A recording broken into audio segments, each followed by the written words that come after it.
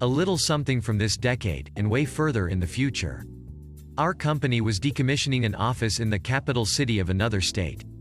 Part of that involved the shutdown of the servers and shipping them to us so we could decommission them properly. During this, the people who ran the monitoring and backup systems were given ample notification to disable alerts and retire from that system.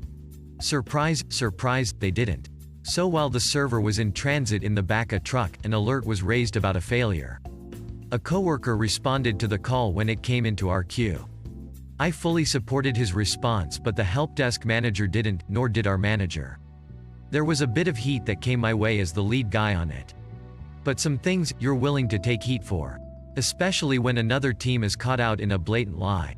Some service call number. The 12th of November 2012 12.10.08 AM CV. Updated by Carl. Service restarted, did not work. Reassigned to Acme IT.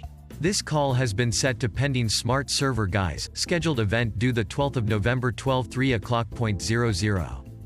The 13th of December 2012. Updated by Vin. Who has access to 31st century technology that can power and remote a decommissioned server that is in a truck? I want it, I love new toys. We get a kick out of this one to this day. I can't remote into my computer. So I freelance for a few small business in my area. One of them is owned by a husband and wife. I get a call from the wife the other day. She says she can't remotely from home anymore. Her and her husband have work laptops that they leave at home. They use these laptops to connect into the office with a VPN, and then once on the VPN they use remote desktop to connect to their PCs in the office. I tell her to bring her laptop to their office and I'll figure out what the problem is. So I meet her at their office, connect her laptop to my mobile hotspot, connect to the VPN just fine, and then remotely connect to her office computer.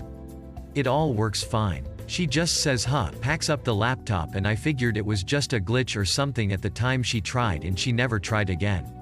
The next day I get a call from her and she's super pissed off. She's going on about how I don't know what I'm doing, how she can't believe I can't fix the problem, etc. She's yelling at me saying she's at home and her laptop won't connect and I need to come to their house right away to fix it because she has to get payroll done.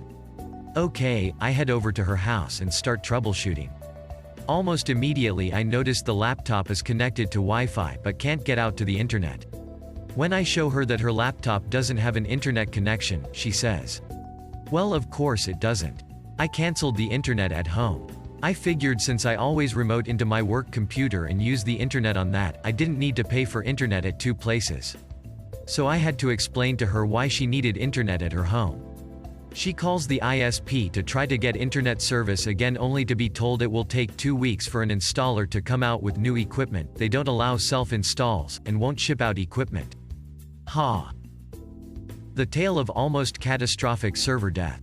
Back in the late 80s, I was a part of an internship program in school. The systems administrator had to support a network with over 1,000 devices on it and over 1,500 users. He came up with the idea of selecting a group of students to assist him.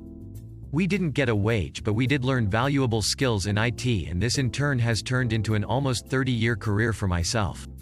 The following takes place in 1990. A little background on the network setup. We had recently upgraded from 3COM's 3+ Open Network Operating System to Novell NetWare 3.0.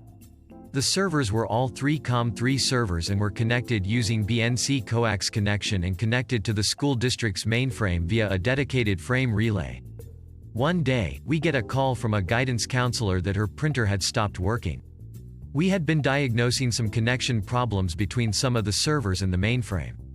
Since the printers were all connected to dedicated workstations, servers, we thought maybe her server was experiencing connection problems. The system administrator and I go down to her office, and before our eyes we see smoke coming out of the printer, a plant hanging above the printer and water dripping down from the plant into said printer. We informed her that she should move her plant and that we would get her a new one. We retrieve a new printer from our office and bring it back down to her office. Just as we are entering her office, we see her in the process of rehanging her plant above the server. "Stop," shouts the systems administrator. "Water and electronics do not mix. Your printer is dead because you got water in it from watering your plant. You need to put your plant somewhere else."